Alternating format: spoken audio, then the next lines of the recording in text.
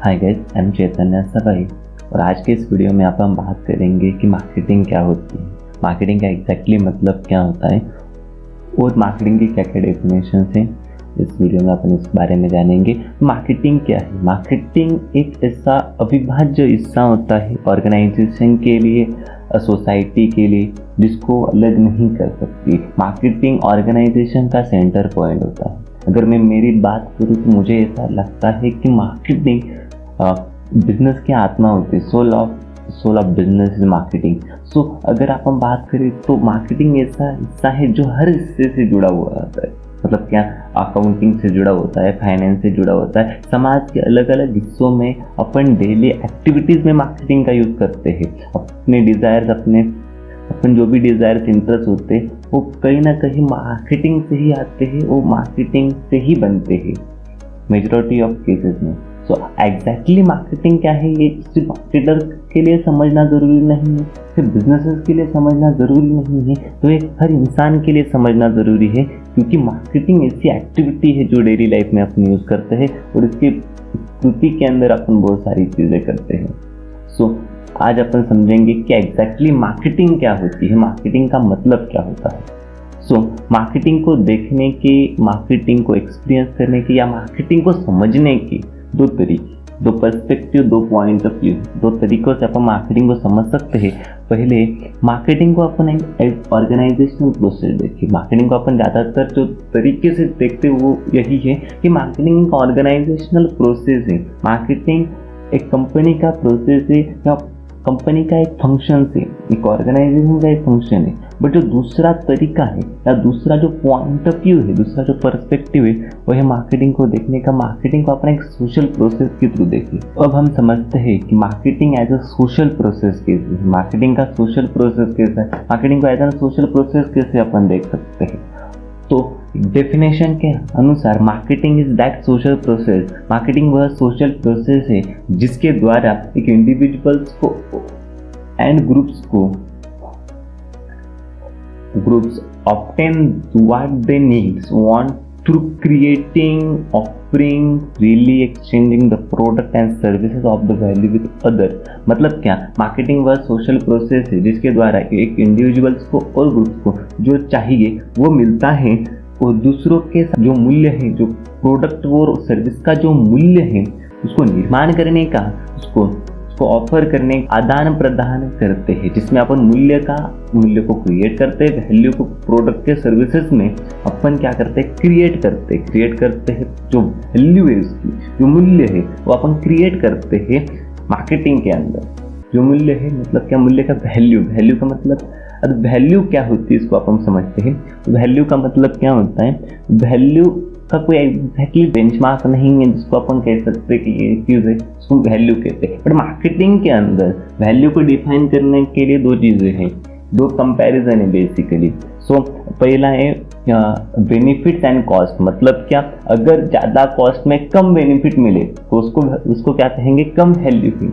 और ज़्यादा बेनिफिट कम कॉस्ट में मिलेगा, कम कॉस्ट में ज़्यादा बेनिफिट मिले तो अपन उसको कह सकते हैं कि वैल्यू ज़्यादा है। I understand my point.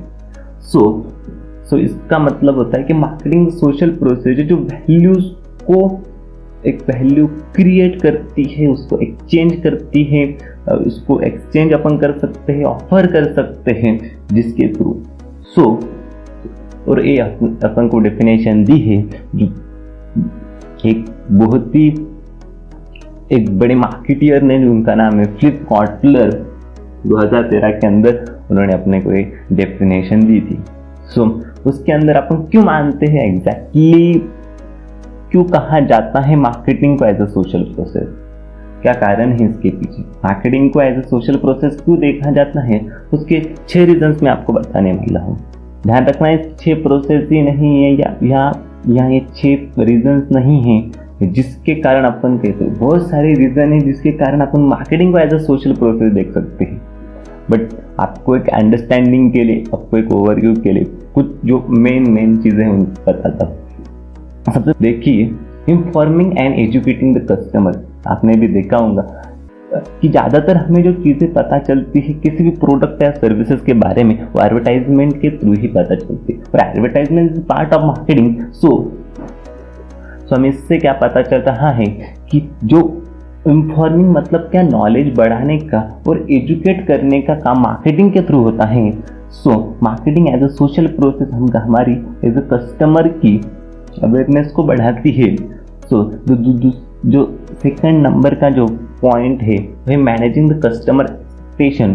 पहले जब मार्केटिंग की शुरुआत हुई थी या जब इस इंडस्ट्री को बूम हुआ था, कॉर्पोरेट इंडस्ट्री जो चलने लग रही थी, प्रोडक्ट जहाँ पर प्रोडक्ट कंसेप्ट था, तब इतना जो उसको क्या था कि इतना इम्पोर्टेंस नहीं दे रही थी इसको।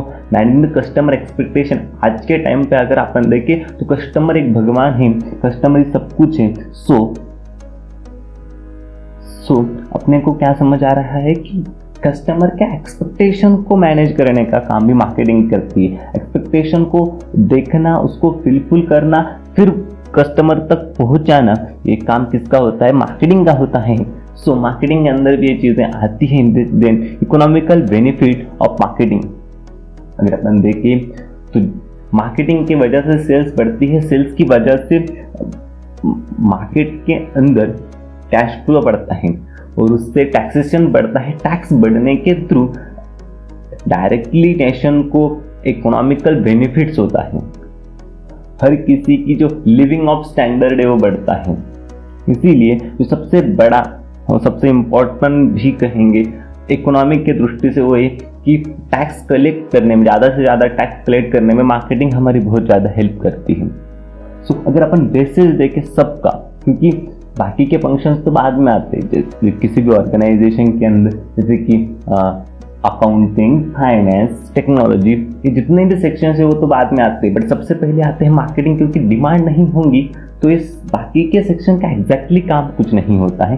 सो मार्केटिंग सबसे जो इम्पोर्टेंट चीज़ है वो डिमांड है, और डिमांड को लाने के लिए मार्केटिंग ज़रूरी होती है। इसलिए मार्केटिंग इम्पोर्टेंस किसी भी ऑर्गेनाइजेशन के और एक सोसाइटी के अंदर।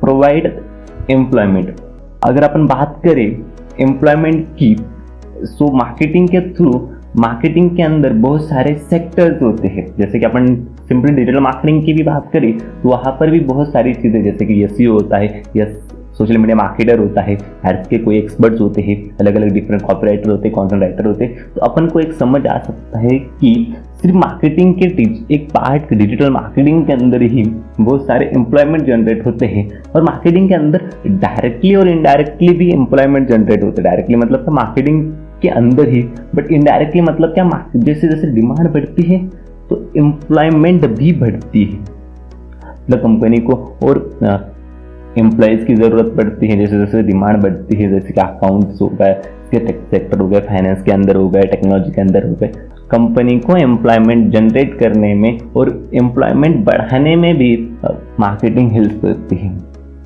प्रोवाइड्स क्वालिटी प्रोडक्ट, जहाँ पर मार्केट में कंपटीशन होता है, मार्केटिंग को सही से यूज़ करा जाता है। कंपटीशन होने के बाद मार्केटिंग को सही से यूज़ करा जाता है, वहाँ पर क्वालिटी पे ध्यान दिया जाता है, और जब क्वालिटी पे ध्यान दिया जाता है तो क्वालिटी बढ़ती है। सो अगर अपन देखें तो क्वालिटी प्रोवाइड करने का काम क्या करते हैं? मार्केटिंग करती है, और इसीलिए एक सोशल प्रोसेस अपन कह सकते हैं। जो लास्ट पॉइंट है वो है प्रोवाइड्स वैरायटी ऑफ प्रोडक्ट। पहले क्या होता था कि एक ही वेराइटी का प्रोडक्ट होता था, अलग अलग वेराइटीज नहीं होती थी एक प्रोडक्ट की। बट आज अपन देखें तो कस्टमाइजेशन का ज़माना आ गया है। स्टैंडर्डाइजेशन से अपन कस्टमाइजेशन की तरफ बढ़ रहे हो, और जैसे जैसे अपन स्टैंडर्डाइजेशन कस्टमाइजेशन की तरफ बढ़ रहे हैं, जैसे जैसे मार्केटिंग को और इम्प्लीमेंट करा जाता है, कस्टमर बिहेवियर को समझा जा रहा है, उसके हिसाब से अब वेराइटीज ऑफ प्रोडक्ट आ गई है। एक ही प्रोडक्ट के अलग अलग वेराइटीज हो गई, जिससे कस्टमर को और बेनिफिशियल्स हो रहा है, right. So provides varieties of product marketing का काम है, और इसीलिए इन 6 रीजंस की वजह से मार्केटिंग को एज ए सोशल अपन प्रोसेस दे सकते हैं, जो कि सोसाइटी को और इम्प्रूव कर रही है। सो अब अपन देखते जो दूसरा पॉइंट ऑफ व्यू है, marketing as a organizational process. अपन ने अभी देखा कि मार्केटिंग सोशल प्रोसेस है। अब अपन देखते हैं कि marketing as a organization process कैसे है। So marketing is an organizational function. एक ऑर्गेनाइजेशन फंक्शन है या एक organization function and set of process of creating. किसका सेट है? एक सेट है किसका? So creating, communicating and delivering to value to customer.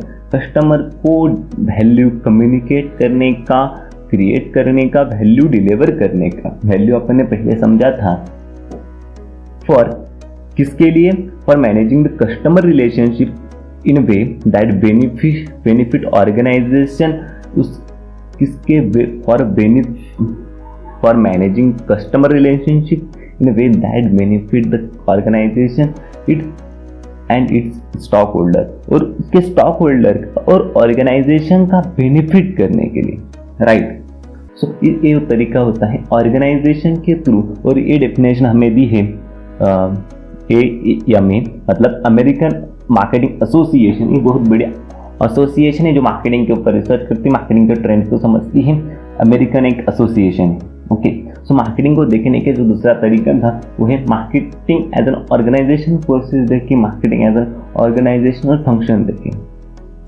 Marketing को एज एन ऑर्गेनाइजेशनल फंक्शन क्यों देखा जाता है? उसके भी 6 रीजंस यहाँ पर दिए गए हैं। ध्यान रखें कि ये 6 प्रोसेस ही नहीं है या ये 6 रीजंस ही नहीं है, इसके अलावा भी कई रीजंस हैं, बट आपको एक अंडरस्टैंडिंग मिलने के लिए यहाँ पर 6 रीजंस बताए गए हैं। तो जो मेन 6 रीजंस है वो है इंक्रीज द अवेयरनेस। एक ऑर्गेनाइजेशन के बारे में, ऑर्गेनाइजेशन के कल्चर के बारे में, ऑर्गेनाइजेशन जो प्रोडक्ट है, सर्विस है, उसके बारे में मार्केट में अवेयरनेस बढ़ाने के लिए मार्केटिंग का यूज होता है। सो अगर अपन इस पॉइंट ऑफ व्यू से देखें तो मार्केटिंग इज ऑर्गेनाइजेशनल प्रोसेस है। उसके बाद होता है इंक्रीज द सेल्स। जैसे मैंने कहा पहले कि मार्केटिंग का काम सबसे पहले आता है। मार्केटिंग का काम सबसे पहले आता है जहाँ पर ऑर्गेनाइजेशन में सबसे पहले काम मार्केटिंग का आता है, क्योंकि वो डिमांड क्रिएट करते हैं। जब डिमांड क्रिएट होती है वहाँ से सेल्स जनरेट होती है। सो इंक्रीज द सेल्स, क्योंकि सेल्स जनरेट करना ही अल्टीमेट गोल हो सकता है, बट सेल्स मार्केटिंग नहीं है। या अपने कहे तो मार्केटिंग का मतलब सिर्फ सेल्स नहीं है, बट सेल्स इंपॉर्टेंट पार्ट है, एक इंपॉर्टेंट ऑब्जेक्टिव है मार्केटिंग का। आगे अपन बात करेंगे आने वाले वीडियोस में कि सेल्स और मार्केटिंग में क्या डिफरेंस है, बट अपन कह सकते हैं कि सेल्स को इंक्रीज करने का काम मार्केटिंग करती है। Create trust. किसी भी ऑर्गेनाइजेशन के लिए, किसी भी कॉर्पोरेट के लिए, किसी भी कंपनी के लिए एक इम्पॉर्टेंट चीज़ होती है ट्रस्ट क्रिएट करना। तो जो ट्रस्ट क्रिएट करने का जो इम्पोर्टेंट काम है मार्केटिंग करती है। So basis of making a decision, जो 4 नंबर का जो बेनिफिट है वो making the decision. So decision create करने में कैसे हेल्प करती है? देखिए, जब मार्केटिंग का काम सिर्फ प्रोडक्ट को पहुंचाना ही नहीं होता, कस्टमर से फीडबैक लेकर उसको इम्प्लीमेंट करके फिर से प्रोडक्ट में इम्प्रूवमेंट करना भी होता है। जब कस्टमर से फीडबैक लिया जाता है, कस्टमर को एनालाइज करा जाता है, तब अपने को डिसीजन लेने में भी आसानी होती है, क्योंकि वो डिसीजन तब अपन कस्टमर के पर्सपेक्टिव से ले रहे होते हैं। कस्टमर को क्या चाहिए इस दृष्टिकोण से अपन देख रहे होते हैं। सो इसलिए बेसिस ऑफ मेकिंग डिसीजन पर अपन देखें तो मार्केटिंग बहुत हेल्प करता है किसी भी नए डिसीजन को लेने में। और मार्केटिंग इज पर अपन देखें तो ये सबके साथ काम करती है। मार्केटिंग सबके साथ कनेक्टेड होती है, फाइनेंस हो गया, टेक्नोलॉजी होगी, तो जितने भी सेक्टर है कंपनी के साथ सब में मार्केटिंग कनेक्टेड होती है और सब मार्केटिंग से कनेक्टेड होते हैं, क्योंकि सबका बेस मार्केटिंग होता है। सो उसके बाद आती है सोर्स ऑफ न्यू आइडिया, जहाँ से कस्टमर अपन को फीडबैक देते हैं, कस्टमर अपने को बताते हैं क्या चाहिए। कस्टमर को बिहेवियर को जब एनालिसिस करते हैं वहाँ से कुछ नया न्यू आइडियाज़ जनरेट होते हैं, कुछ नया आइडियाज़ को अपन देख सकते हैं। और एक सबसे बढ़िया तरीका है आइडियाज़ को फाइंड आउट करने का। Tackling the competition. आज के टाइम पे कंपटीशन बहुत बढ़ रहा है, तो कंपटीशन को टैकल करने के लिए मार्केटिंग का बहुत बड़ा हाथ है। ज़्यादातर लोग उसको ही मार्केटिंग को इसके सिर्फ पर्सपेक्टिव से ही देखते हैं, बट एक पार्ट है टैकल करना कंपटीशन को। तो कंपटीशन गलत नहीं होता है, कंपटीशन अच्छा है मार्केटिंग के अंदर। अपन आगे बात करेंगे कि कंपटीशन क्यों अच्छा है मार्केटिंग के लिए। सो अब अपन लेटेस्ट डेफिनेशन देखते हैं जो AMA की तरफ से आई है 2017 के अंदर। अच्छी डेफिनेशन इसके अंदर पर्सनली मुझे बहुत पसंद है। और मार्केटिंग की कोई डेफिनेशन नहीं है, सेट ऑफ वो नहीं है कि यही एक डेफिनेशन सही है बाकी की गलत। बहुत सारे अलग अलग पर्सपेक्टिव आपने भी उस पर देखा होगा कि कोई लोग बोलते हैं कि मार्केटिंग का मतलब ये होता है, ये होता है। सो वो भी सही है या डेफिनेशन भी सही है, डिपेंड करता है कि आप किस पर्सपेक्टिव से मार्केटिंग को देख रहे हो, राइट। सो और कुछ लोग इनकम्प्लीट डेफिनेशन भी बताते हैं, जैसे कई लोग बोलते हैं कि marketing is all about just TP, but that not that much good because this is a part of marketing, right? This is not whole marketing concept. कोई लोग जब मार्केटिंग को एक तरीके से ही देखते, so that is basically incomplete definition of marketing. कुछ लोग सेल्स और मार्केटिंग को एक ही समझते, so it is not the same. So अगर अपन देखें तो मार्केटिंग की जो AMA की डेफिनेशन है, मतलब अमेरिकन मार्केटिंग एसोसिएशन की जो डेफिनेशन है वो है marketing is the activity set of institution and process for creating, communicating, delivering and exchanging the offering that have value for the customer, clients, partner and society at large. मतलब क्या?